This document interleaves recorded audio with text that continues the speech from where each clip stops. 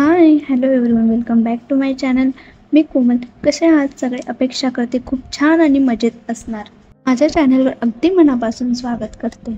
आजच्या नवीन दिवसाची सुरुवात झालेली आहे, तर मी सकाळ सकाळी मस्त स्किन केअर करणार होते, कारण मी घरी एक पॅक आणून ठेवलेला आहे D10 स्क्रबचा.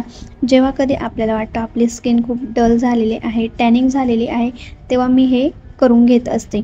तर ते स्क्रब 2 in 1 आहे, म्हणजे आपण बॉडीसाठी पण यूज करू शकतो आणि फेससाठी पण आपण यूज करू शकतो.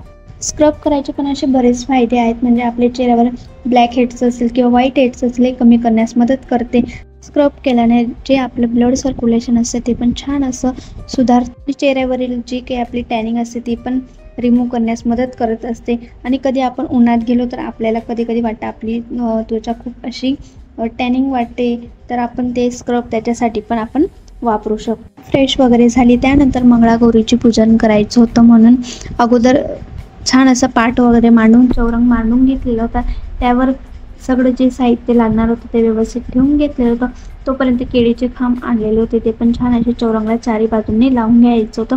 तेच आमचं काम चाललेलं होतं दोघींचं. आणि मला असं वाटतं, ज्या दिवशी आपण आपला हेअर वॉश करत असतो, एक म्हणजे तर आपल्याला 3-4 दिवसातून हेअर वॉश करायचा असतो.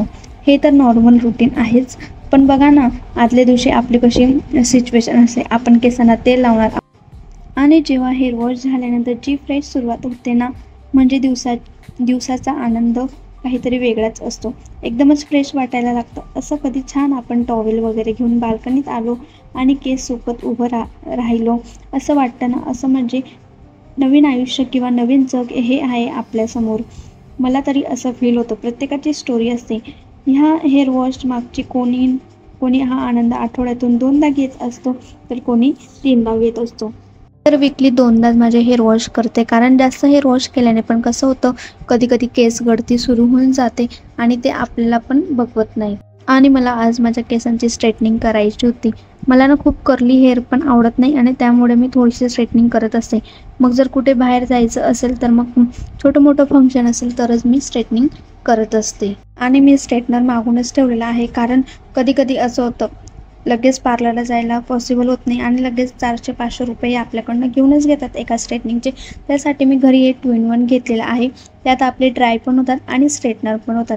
त्यानंतर मग पार्लरला थोडं काम होतं, त्याच्यासाठी पण आम्ही गेलेलो होतो, तर ते पण काम करून घेतलं. घरी आल्यानंतर छान अशी पूजा वगैरे पण मांडून घेतली होती. ते थोडंसं डेकोरेशन पण करायचं होतं घरात, आणि मी अगोदर तर तोरण लावून घेणार होती, कारण हे तोरण गुंफलेलं आहे, म्हणजे होममेड आहे. छान असं लोकरापासून तयार केलेलं आहे, तुम्ही बघू शकता. आणि हे तोरण आमच्या आईंनी केलेलं आहे. खूप छान असं आहे, तुम्ही बघू शकता. त्याच्यावर समर्थांचं नाव त्यांनी टाकलेलं होतं. श्रावण महिना सुरू झाला की सर्वांची लगबग सुरू होते. तसंच श्रावणातले जसे सोमवार असतात, तसंच श्रावणातले मंगळवारला तेवढं महत्त्व असतं. मंगळागौर म्हणजे एक पार्वतीचं रूप असतं. केशवाय नमः, नारायणाय नमः, माधवाय नमः, गोविंदाय नमः, विष्णवे नमः, मधुसूदनाय नमः, त्रिविक्रमाय नमः, वामनाय नमः.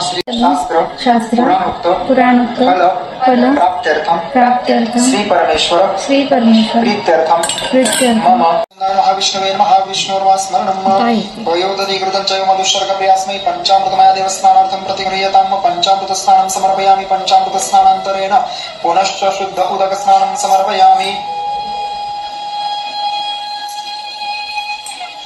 स्वच्छ पाण्याने धुवून काढायचे आहे आणि पुसून परत त्याच तांदळात ठेवायचे आहे.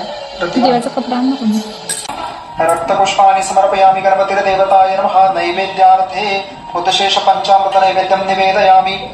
प्राणाय नमः, अपानाय नमः, व्यानाय नमः, उदराय नमः, समानाय नमः, प्राणपानव्यान समनः नैवेद्यं निवेदयामि. सुरेश्वरं निधीश्वरं गजेश्वरं गणेश्वर स्तनमण्डले विष्णुपत्नी नमस्तुभ्यं. पादस्पर्शं क्षमस्व मे. घंटानादं कुर्यात्. घंटे वाजवायचे. सर्वतीर्थेभ्यो मया प्रार्थना हृतं तोयमेतत् सुखस्पर्शं पाद्यार्थं प्रतिगृह्यतां. श्री शिवमंगलागौरीभ्यो नमः. पाद्यं समर्पयामि. अर्घ्य करायचा आहे आता मंगळागौरीला. पळीत पाणी धरून ठेवायचं आहे. त्या पळीमध्ये हळद, कुंकू आणि फूल घालायचं आहे, आणि ते अर्घ्य म्हणून मंगळागौरीला अर्पण करायचं आहे. देवी त्वं प्रतिगृह्यतां. श्री शिव बिल्वदलपत्रं समर्पयामि। शुचिः सर्वं शुचिः।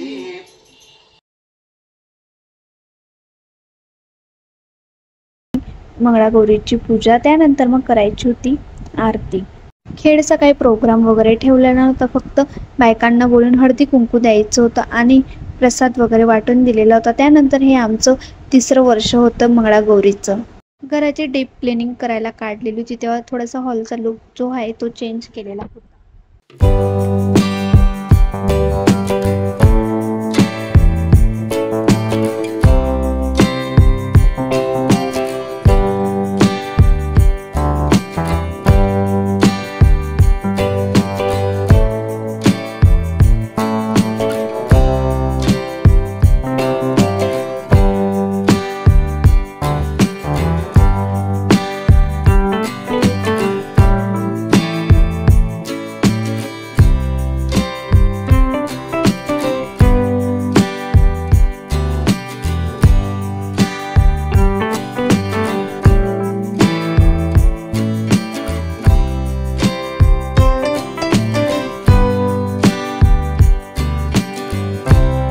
मंगळागौरीचे पूजनाचे खूप महत्त्व आहेत, म्हणजे श्रावण महिन्यात प्रत्येक मंगळवारी हे व्रत केले जाते आणि पतीच्या दीर्घ आयुष्यासाठी आणि कुटुंबाच्या सुखासाठी हा व्रत केला जातो आणि हे व्रत 5 वर्ष करावं लागतं, त्यानंतर मग उद्यापन करावं लागतं।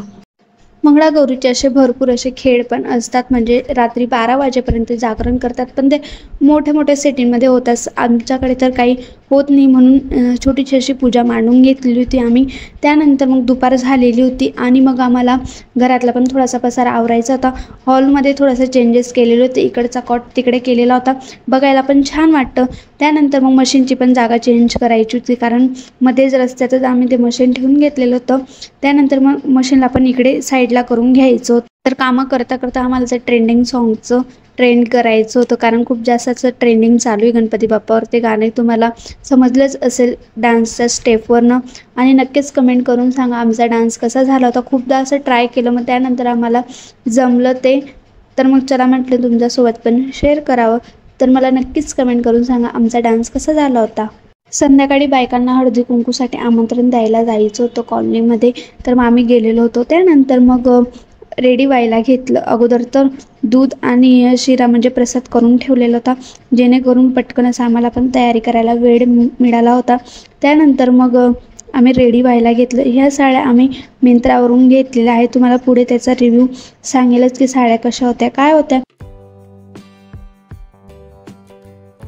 अगोदर तर मी फेस वॉश करून घेते, त्यानंतर मी आईस हे फिरवतच असते, कारण मला स्वेटिंगचा भरपूर असा प्रॉब्लेम आहे, त्यामुळे मी आईस क्यूबचे मागूनच घेतलेलं आहे। जेव्हा कधी मला फिरवायचं असतं तेव्हा मी 1 दिवस अगोदर फ्रीजमध्ये ठेवत असते आणि दुसऱ्या दिवशी छान असं अप्लाय करते, कारण मेकअप करायच्या अगोदर जर लावलं तर थोडासा चेहऱ्याला थंडावा पण मिळतो आणि